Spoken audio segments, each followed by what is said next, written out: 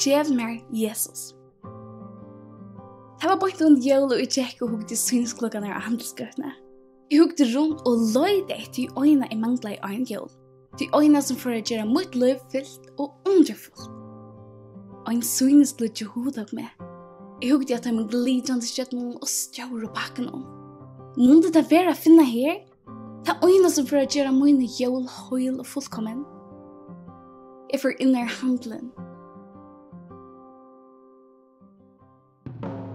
Arne visste jeg, og så var sølmauren her. Han var munnkatter og ausmeien. Vinnesøk var leiban fram til mun. Ho, ho, ho. Hva kan du bjøre til her, unge dame? Vi selger alt i verden. Alt ut hjärsta tror etter din mor, tister etter, og tog lister løyde etter. Her kan du følge tog hjärsta og dyrka tog ungdomslister. Du kan smette tog bottenleis og havesjuk, og vi alskens loden i handelen. Omframt løyger og spølse selger alskens glidrande loter, så kunne gjøre her framsøkta dikter. Hese framsøkta dikter og stoltløyde, skamløse, faviska, dorskaper og siløse. Ja, råpet avvekst holdsins. Hikk nå her, jeg har enda døll til førje grøyn. Hva vi hittet til stoltlega til passa vel til en unge dame som te, som var kadomobil. Og du minnes de øysene at de løten dok 30% av utlån utdøldene dorskaper. Hva sier de til det? Jeg finner ikke årene opp for malska sølmannen. Jeg var sølmaver, jeg tar ikke undervitt der at hese lister glidra vekkurs og genga vel nyer og venter hjertet til det som reng først Men, just for hver og viku som min ende verer. Jeg godleis og fer genga til grunder myskret i dodge. Tui i ferd å løyde etter en jólagav som kan åpna meg en ved. Jeg løyde etter Jesus. Jem og stikk av Jesus. Søn med flent stapля. Altså, vi tar alt. Altså, alt som tu har bruk for. Han kjente via Jesus kunne ikke være livsnøy vårt han ikke stod i synsklokkan. Jeg flent i åsikker. Jesus, takk. Selmeveren for atromdisken og krøste strongdur nere telt og tassene. Ongen Jesus her, gav min. Men det var nek anna beter som tu har bruk for. Gav sølmever hoktet under nøvnen i Soner Gods, Soner David, Messias og Kristus, spurte jeg. Utan han sver at du drøv ham i iver ut doldina faviska. Øyne bøk her, spurte han. Tømment og sørgerbonden for ur handelen. Ongen Jesus var finna i boende lister holdsins. Av gongogøtene møtte jo en rennere, som rann etter tog utkjempt vær, de henne manglet i vid. Hun var i toppform. Hun sier meg at hun enda vant i at oppbygge vøddene i øyren og øyne som beter mekne å vende seg fra samlagene. Og i øyren så lortet han et lign og tog som kyttlet i øyren. Således var hun ment at høyre utan å fæta og hava øyre utan å lusta. Hun vant i øyne negg likamlige for å lunge om livet og glemme alt om at det hei en enda. Jeg tog under vi at en sånne lustøler kunne lunge om livet, men likamlige vendingen var nytt litt løyde til hun kunne ikke bjerga meg undan det gjennom. Jeg kunne bare Jesus. Så jeg spurte henne om hun kunne GEV MÆR JESUS. Hun løpte i øksel. Så jeg hevde løyde å finne meka.fo. Her nekvar snigøtter, siløse og utroskaper å finne. Alt tar vært til spekta, stutta glede. Løyve så stort, YOLO, altså hver hever tørva værende glede. Hun skumpa i under meg og gjør det lopp, og så var han ferdig. Nei, her har jeg ikke løyda. Jeg får høy med at løyda. Her var det bare kvinner og menn vi fafungter luftsøvå. Mellom mennene var dorskaper, ivegingskropper, fafungter vekerløgje, svurjande venløgje og utroskaper. Men ongen Jesus.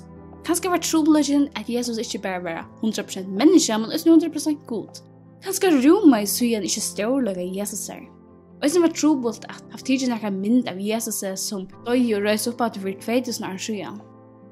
Ja, og så var det ving med hans her høylig anden, men han var andi og tog ikke skjønnlig for manna inn. Nei, ongen Jesus var å finne hjemme syne. Undan jævlen var nek folk av kæva kladd og gøtnum, så jeg får ut at jeg løyda. Av gøtnum møtte jeg renneren atter. Jeg sier henne fra vønløse møynum.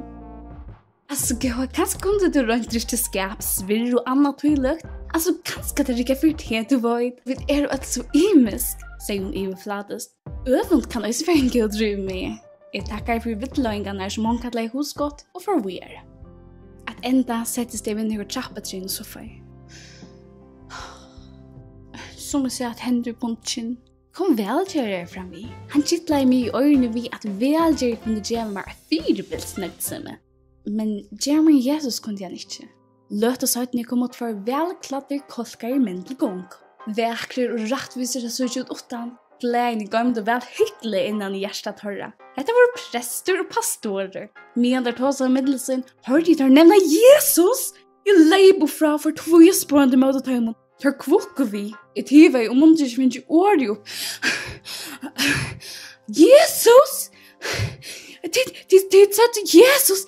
Kunde jag göra mig Jesus? Tar brosa och för på annan sätt.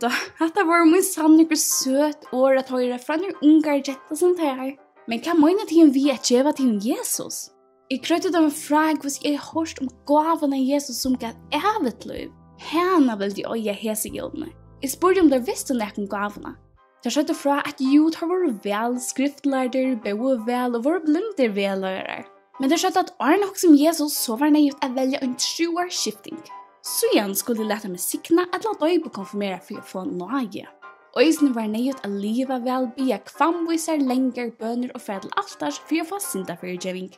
Jeg var skuffet at det sjå meg som en vinning til en 20-årsskifting. Og jeg sier vi graterødt, jeg vet ikke verst enn den heim. Jeg kunne ikke gjeva meg Jesus. Andlet har det gjøres kaldt. Vi skulle bia for det. For resten kom og møte sånne det. Så var det ferdig. Jeg var lett en øynsammel etter kuldanen. Nå var ferdig misjna. Det tykte meg som enden var kommet av livet. Omgang Jesus har funnet, jeg var fortapt i min synd. Fjerst bostor hørte jeg nekka rødder synja nødjan sang. Leie jeg var så kjent, og en sanger som mitt hjärsta kjente så vel. Vånbrotene høymen og sette, og jeg ville ikke røysa meg. Men hva tenker jeg missa? Jeg røstest og fyllde sangen. Som en nærskast hørte i årene. GEV MÆR JESUS. Kunde det passa? Det såg årene som trasport i Atlantet. Og en eldre maur møtte meg med en smile og en sang efter bløyen årene. Og jeg til Jesus. Nei, Sverige, sier jeg, men jeg vil så gjerne at onker kommer han, og jeg så bare fikk pitta litt pette, så jeg visste ikke at jeg var ivalest til meg. Jeg var min tukast for Jesus atlan, og tukast for Jesus i iveflå i ditt hjärsta. Egene var som potta lågt til meg, og jeg spurte offeren, kvossa! Men tog en bok fram årgods, og løyde i mitt de mange årene God har sagt i tjøkken flere ølder. Han sier, og en affær, så var det med som var akkurat samme spurning som to. Han visste han i synda, og han visste at han var ved til fortapelse. Han visste at Jesus var øyneste veveren, og han spurte som to, hvordan han kom til å få Jesus inn i sitt liv. Så leser han. Hetta sier mæveren. Herre, hva skal det gjøre for at jeg kan være frelster? Tar svære av og trykk av Herren Jesus, så skal du være frelster. Han åkte milta med og spurte, tror du at Jesus døg og dolga deg for å betale denne sin? Ja, sier jeg, og en glede kom inn med sin. Her var svære få. Takk at du Jesus er for det han gjør det for det og bjør han inn i det liv, så øyer du Jesus. Har du trillet ned i tjåknen, og jeg takker Jesus for det som han gjør det for meg og i bøn. Så han sier, ja takk God, jeg takker imot dine gav og gjemmer Jesus. Jesus kom inn i mitt liv. Frier fylte mitt sinne, og nå har jeg finnet Jesus og evigt liv. Mævren gledes vi med å si, nå øyer du en gav som du aldri kan missa. Hun går aldri ut og blir aldri gammel. Henne gavan Jesus gjør det rykere antallet som årene genga. Jesus kan loja til, verja til, syrja fyre til og stia til ødlom livsens virkskiften. Som sangren sier, så kommer vi til ødlom virkskiften finne verden til Jesus. Tusen jeg vet, GEV MÆR Jesus. Jeg vender meg ikke etter om at ødlom mennesker jeg har møtt i det som mangler Jesus. Som jeg kjente meg kaddelen og forteller tøymen om Jesus. Mævren rett meg årgods. Jeg tok bøsene og fører ut i myskere. Men Jesus er ikke ensamhet, men vi Jesus er i hjertet. Hever to Jesus, Heður til Jesus, gjev tu henda og grip nu Jesus.